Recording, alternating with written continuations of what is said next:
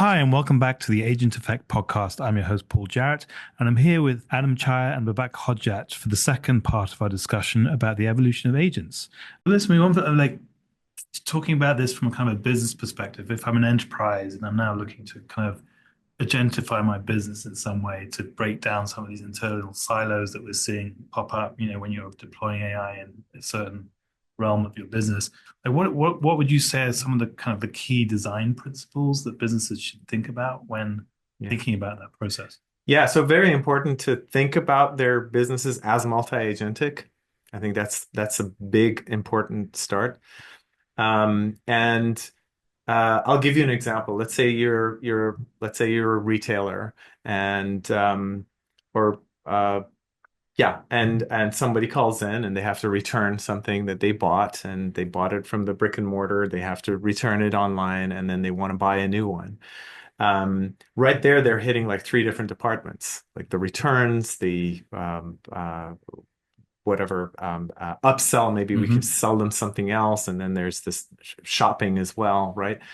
And so in today's world, even with a human-driven, support line, we have problems. Like there's one department that does this, and then they have to put you on hold or give you another number to call or point you at the website to go there and so forth. So just imagine if you have those different functions represented by agents that on your behalf can collaborate and talk to each other and come up with one consolidated, useful response that saves your time, breaks the Hmm. silos in the organization, also helps the organization upsell some new stuff maybe that you might need. So just a tiny little example of how to think about the various different sort of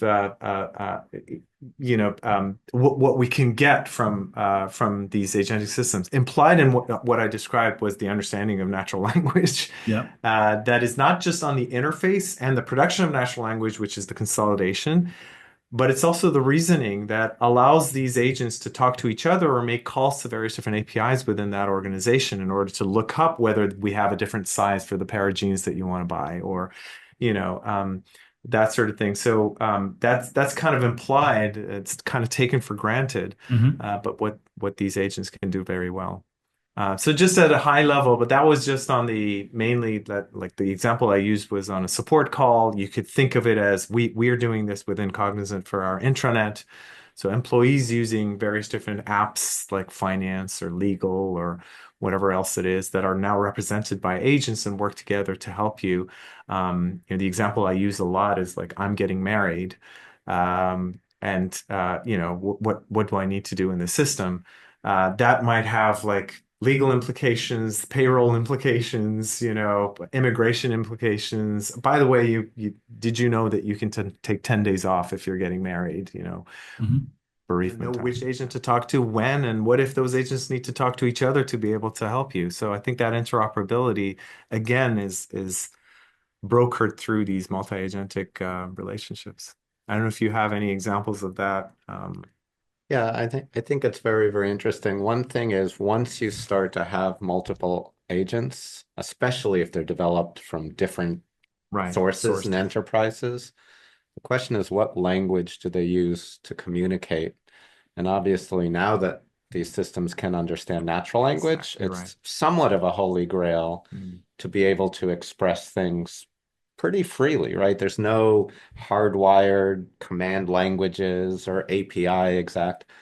But on the other hand, sometimes natural language is not always the best representation. When you have a structured table of all those shoes that you want to purchase or what have you, you know, I wouldn't tell you in language, here, let me tell you every shoe in the store. Right.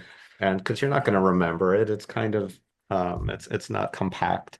So understanding the right way to get structure and Mm. unstructured, more natural language together in a communication protocol, I think is a really interesting challenge. And what are the challenges that we're faced? Hmm. Yeah, exactly right. Do agents need training frameworks, do you think, like to such as like work graphs? I don't know if you've heard about this, mapping of relationships between people, tasks, and tools and content to be more effective within an organization, or can you, just infer that training on them some way?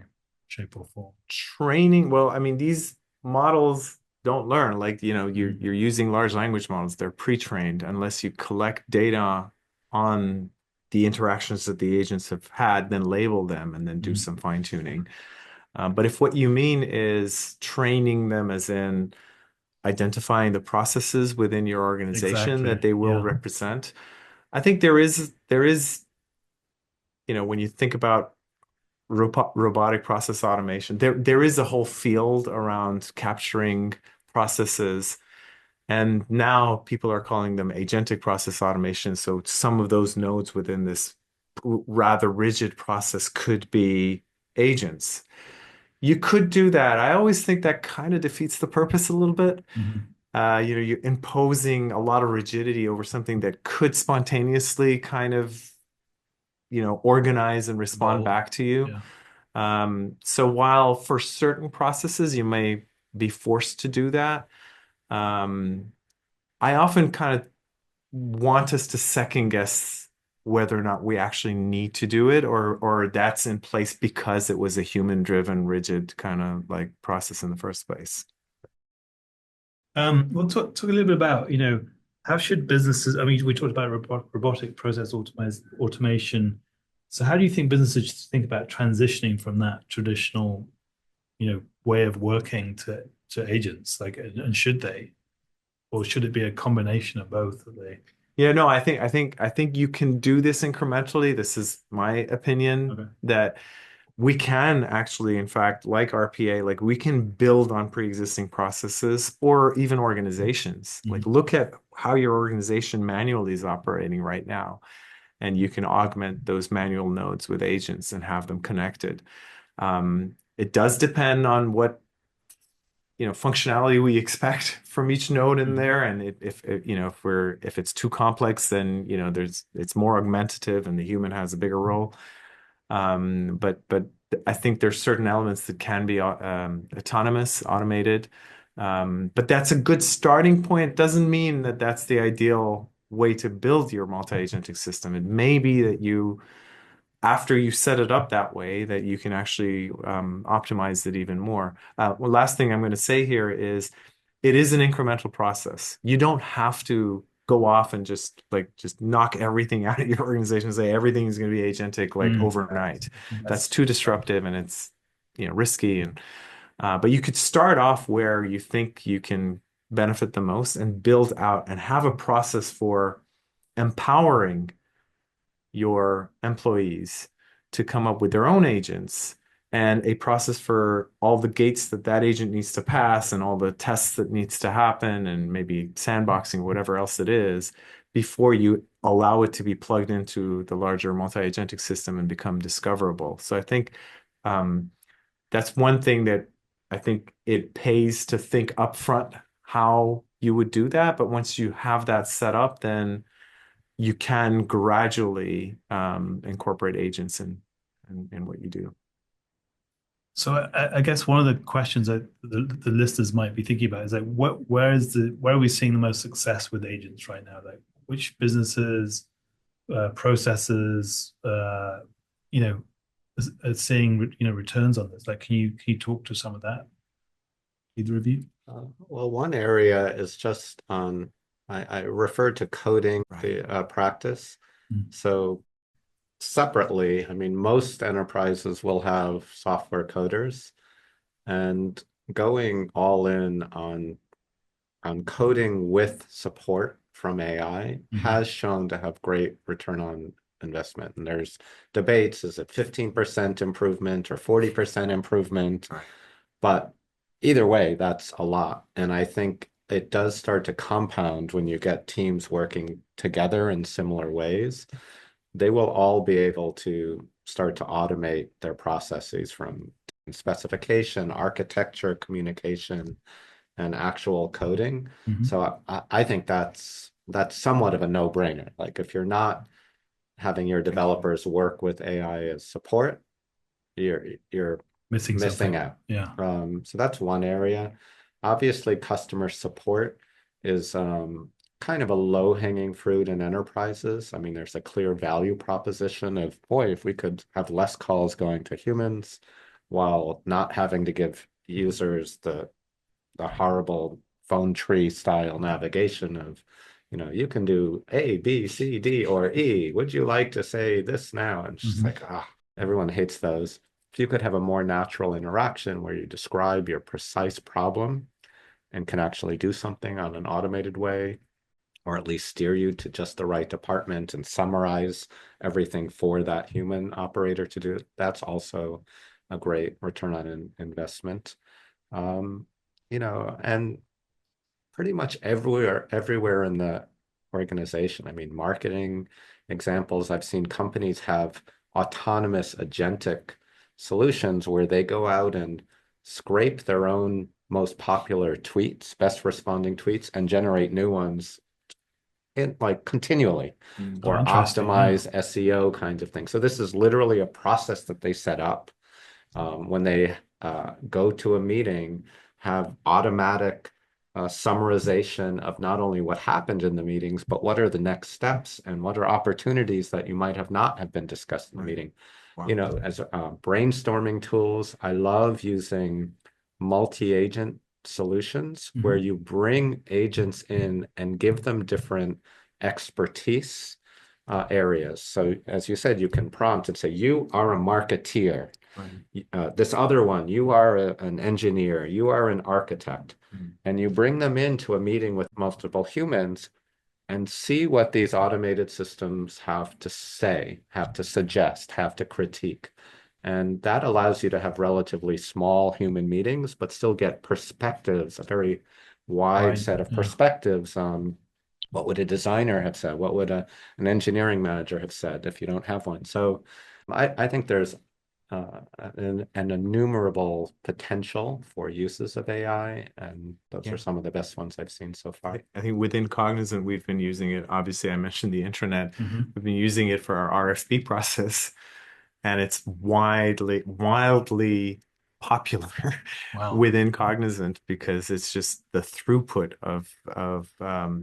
and the quality of the RFPs that we respond to is just night and day since we introduced multi-agentic systems. How does that work? Can you talk a little bit? So an RFP comes in. This is a request for proposals that comes in. It's usually a very long document with a lot of questions that need to be answered.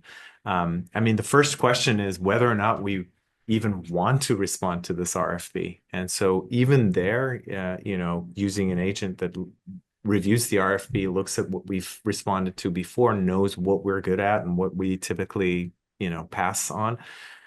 Is really, really important. I mean, the decision ultimately is made by a human, but that processing and getting it to this, here's the summary recommendation is a big step, all the way to, what are the other RFPs that are similar to this one that we've responded before? What are the projects that we've ran that are similar and, experience this? It goes all the way to the response itself, like drafting the answers to the various different questions.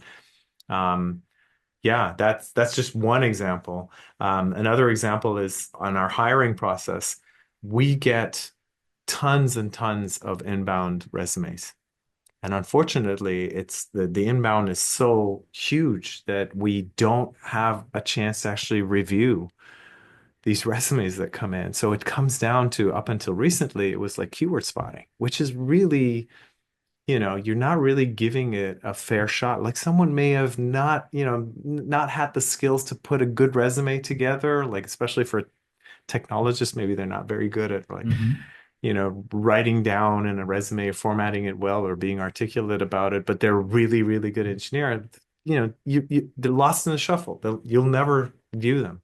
So just imagine having, that funnel of inbound resumes being reviewed by these AI agents first, so that you can get very quickly to the ones that are more interesting. In fact, also give them many more of them the opportunity to interview. And even that interview might be augmented using an AI agent that, by the way, can code. So, if part of that job description has to do with coding, this thing can actually assess that as well and kind of try to map between the job description and your resume through that interview and try to see whether and where the gaps are and whether or not they could be filled.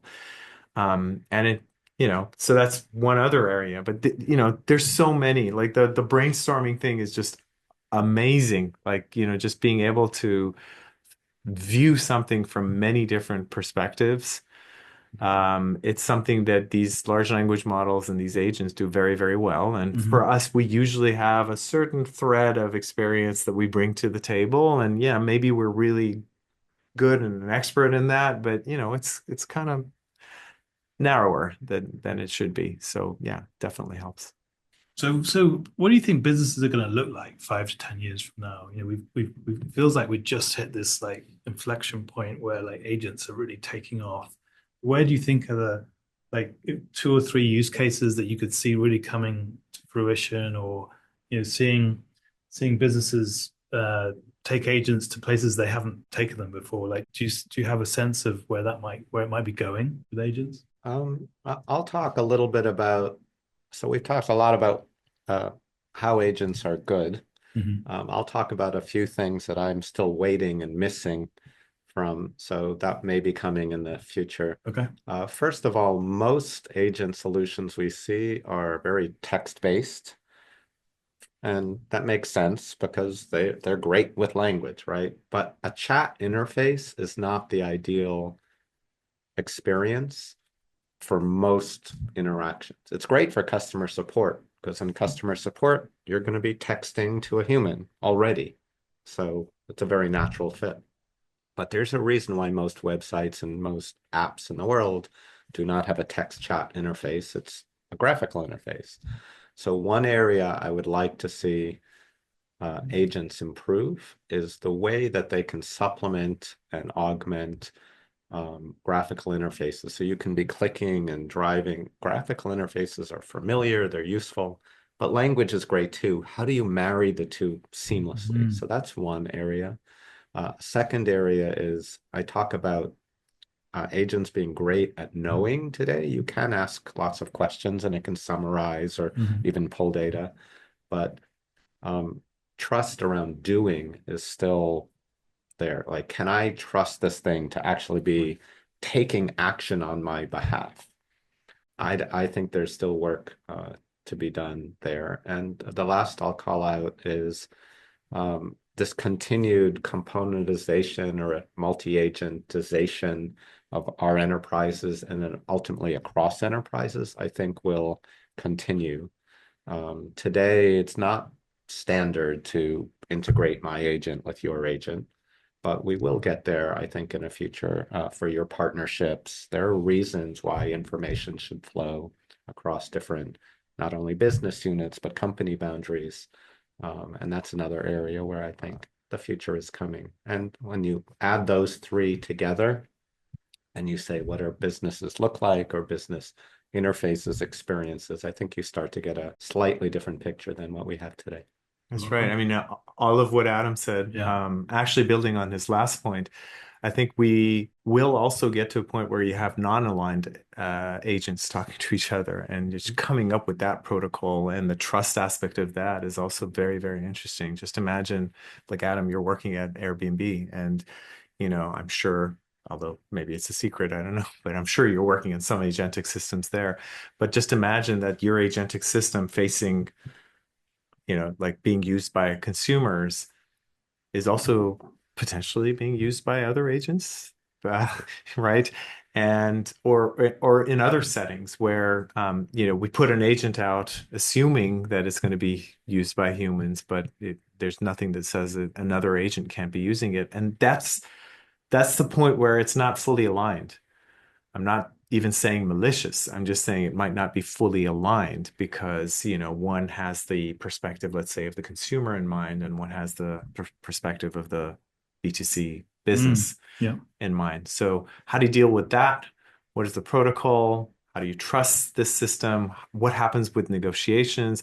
With our large language models today having been fine-tuned to be very polite and Hmm. always agreeable, is that really the kind of large language model reasoning we want in that kind of setting? Or does it take a different kind of large language model? I think to me that's a fascinating future state.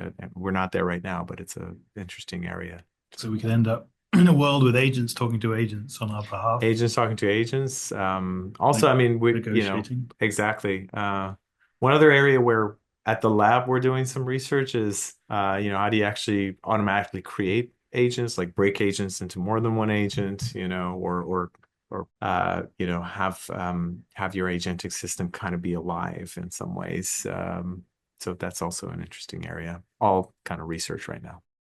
Well, here's a question for you. So you've both been CEOs of companies. If you started a new company tomorrow, where would you deploy agents? First of all, we're going to do one together. I want Adam on the record.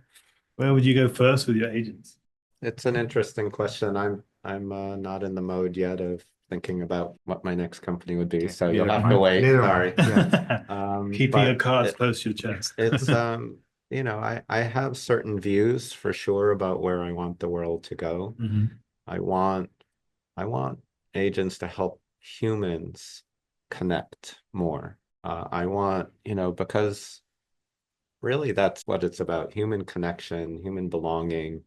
That's one of the reasons I work at Airbnb, because I think this company actually cares about that. When I asked our CEO, Brian Chesky, what do you want to do with AI anyway?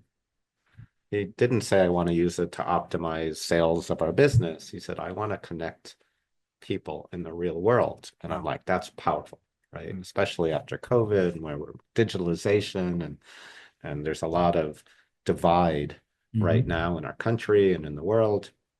Bringing people together, that's a powerful vision and statement. And so I guess what I would say is, wherever I'm working, that's something I care about, and that I think is a good use of AI.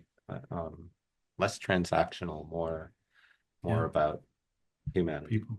Yeah, exactly. I think I'm with Adam. For me, I think AI for Good, and we do have an AI for Good initiative. I'd like to spend whatever's left of my life actually helping humanity using this very, very powerful tool, for sure.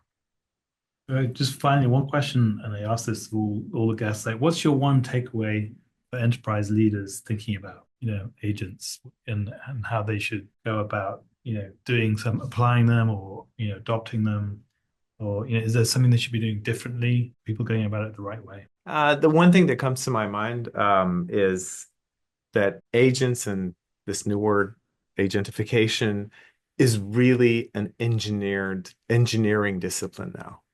So I think we should start thinking about it that way versus a delegation of, oh, the AI is going to do everything. I think when we think about agentification, we should think this is engineered, this is designed, and we do have a fair amount of control over how we do that. And I think that should give enterprise leaders this kind of comfort that we can build systems that, yes, there's a delegation happening, there's some autonomy for sure as part of this, but what comes out of it is controlled and will be a huge net benefit to their enterprises. And it depends on how you design it, how well you go about that engineering that will make or break the implementations. But I do think that's important because Adam and I have been in this world forever. The biggest problem I think in the world of AI is expectations. And to think that this AI thing is going to come in and out of the box, do everything and do everything right and be able to, predict the future and whatever else. And that's always been the downfall of AI implementation. So I think it's important to think of it as something we do have some control on. Yeah, I would just say, every once in a while, there's a huge shift in the technology landscape. So the web was one of those. Whether you were an early adopter or a late adopter, everyone had to eventually get on board with the web and web interfaces, because that's what consumers, customers, employees, everyone was starting to go there. Mobile was clearly a second one. And AI is, and agents and multi-agent systems and interfaces is still in the early days. It's like a 1994, 95 of the web. There are use cases today that have ROI. Not everything is there yet. The technology is still evolving. The models are getting smarter and cheaper, and at some point they'll hit a place where even more things will be possible than there are today. Not everything, like you said, it's a tool. But it's clearly coming. You can see customer behavior is changing. Customer expectation is behaving. And even within enterprises, the way people work, whether it's using AI for coding or marketing or anything, it is changing. So I would just say it's important to experiment. It's important to start, like, you need to be on top of this because this is not a fad that's going away. Fantastic.